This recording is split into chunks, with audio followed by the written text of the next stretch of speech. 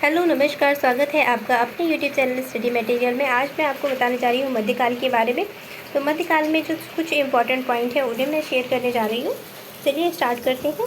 जो मध्यकाल में है, मध्यकाल को दो भागों में डिवाइड किया गया था, एक पूर्व मध्यकाल और एक उत्तर मध्यकाल। जो पूर्व मध्यकाल का समय रहा है 650 से 1000 ईसा पूर्व रहा, और जो उत्तर मध्यकाल रहा वो 1000 से लेकर 550 ईसा पूर्व रहा।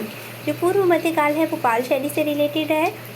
इसमें जो पूर्व मध्यकाल में है पाल शैली का विकास हुआ है। सन 730 से लेकर 1197 ईस्वी तक पाल शैली रही, जो बौद्ध धर्म से संबंधित है। इसका जो केंद्र है वो पश्चिम बंगाल है, बिहार है और नेपाल है। जो यहाँ पे मैंने शो किया है ये है पश्चिम बंगाल, नेपाल और ये बिहार। तो यहाँ पर ही पाल शैली पनपी थी। और इसका जो लघु चित्रण परिपाठ की शुरुआत पाल शैली से ही की गई है। ये इंपॉर्टेंट क्वेश्चन है, पूछा जाता है। तो लघु चित्रण परिपाठ की शुरुआत कहाँ से की गई है? तो पाल शैली से की गई है। इसके जो ग्रंथ हैं 24 ग्रंथ रचे गए हैं पाल शैली में।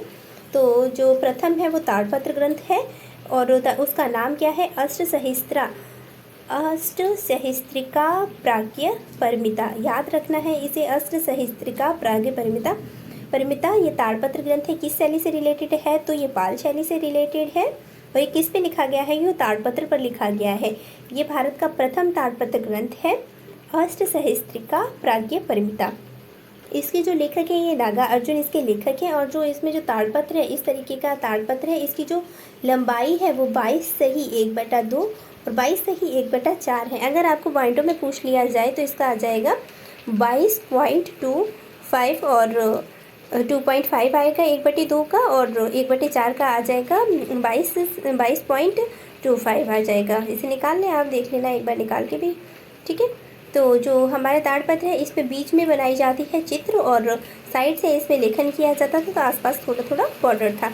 तो और जो इसकी चौड़ाई है वो 2 सही 1/2 है। और या फिर अगर आपको 2 सही 1/4 भी लिखी मिलती है तो वो भी सही है। तो नेक्स्ट अब हम चलते हैं उत्तर मध्यकाल पर। उत्तर मध्यकाल में जो है अपभ्रंश शैली का विकास हुआ था, जो जैन धर्म से संबंधित थी। और इसका जो काल है वो 1100 से लेकर 1500 तक है। इसका जो केंद्र रहा है वो गुजरात और राजस्थान इसका केंद्र रहा है। अपभ्रंश शैली 11वीं से 15वीं सदी तक चली है। इसका जो धर्म है वो जैन धर्म है। जो अपभ्रंश शैली का नामकरण पश्चिमी भारतीय शैली के लामा तारानाथ द्वारा किया गया था। तो जो गुजराती शैली में अपभ्रंश का जो नामकरण किया गया था वो NC महात्या द्वारा किया गया था।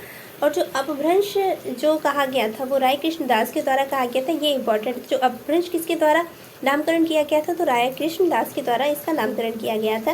तो ताड़पत्रीय ग्रंथ जो लिखे गए हैं पहला और दूसरा, ये 1060 में लिखा गया है। औधर नियुक्ति व्रत ग्रंथ है। 1100 में लिखा गया है निषाद चूर्णी ग्रंथ, ठीक है। और जो कागज़ ग्रंथ है वो कल्पसूत्र कागज़ ग्रंथ है। और इसको कब रचित किया गया था? तो इसको रचित किया गया था 1380 ईस्वी में। ये भारत का पहला कागज़ ग्रंथ है। तो ये कल्पसूत्र याद रखना है आपको कि बहुत इंपॉर्टेंट है। कल्पसूत्र कागज़ का है, सबसे पहला है। और एक जो ताड़पत्र पर लिखा गया है वो अष्टसहस्त्रिका प्राज्ञ परिमिता है। और राजस्थानी शैली की पूर्व पीठिका किसे कहा जाता है? तो अपभ्रंश शैली को राजस्थानी शैली की पूर्व पीठिका कहा जाता है।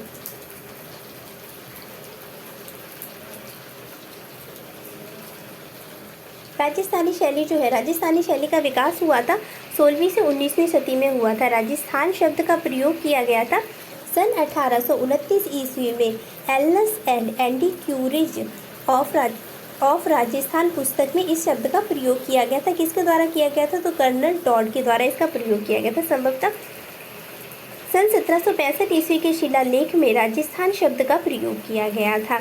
सरकार द्वारा राजस्थान जो नाम है उसे सन 1956 ईस्वी में स्वीकार किया गया था। कभी कभी पूछ लिया जाता है, खास इंपॉर्टेंट तो नहीं है ये। अंग्रेज ने इसे राजपूताना कहा था, ये याद रखना है। राजस्थान की पूर्व पीठिका किसे कहा जाता है? तो मैंने पहले भी बताया आपको, अपभ्रंश शैली को कहा जाता है। तो जो अपभ्रंश शैली है इसमें संगीत के प्रति कोई भी लगाव नहीं था। या अकहरी कागज पर इसका चित्रण किया जाता था। इसमें सवा चश्म चेहरे की जो दिखाई जाती थी, सवा चश्मा आँख दिखाई जाती थी इसमें। और जो राजस्थानी शैली है इसमें संगीत के प्रति लगाव दिखाया गया है। रागमाला चित्रण किया जाता है और इसमें वसली पत्र चित्रण है और पट चित्रण है। पट मतलब वो कपड़ा, तो इसमें बसली पटचित्रण है, इसमें एक चश्म चेहरा बनाया गया। मैंने चश्म की एक वीडियो बनाई है, आप देख सकते हैं उसे डिटेल में, 1 मिनट की ही है। और इसमें जो प्रथम ग्रंथ है जो सन 1423 ईस्वी के सुपाशना चार्यम है, प्रथम ग्रंथ इसका 1423 ईस्वी में लिखा गया था, सुपासना चार्यम है। उज्ज्वला स्वरूप जो है वो 1540 ईस्वी में 485 का है। और अब नेक्स्ट जो शैलियाँ हैं वो भी आपसे शेयर कर देते हैं हम, जो शैलियाँ और उपशैलियाँ हैं।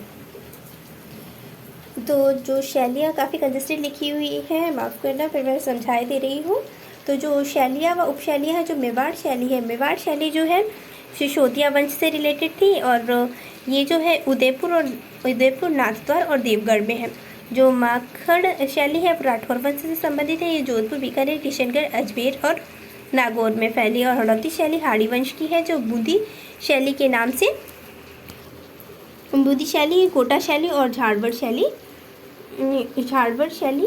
के नाम से जानी जाती है। नीचे आती है ढूंढार शैली है जो वो कछवाहा वंश से रिलेटेड है, और इसमें जयपुरी शैली, अरवाल शैली और ओटियारा शैली और शेखावटी शैली इसके अंतर्गत आती है। तो ये कुछ प्रमुख शैलियाँ और उपशैलियाँ थी।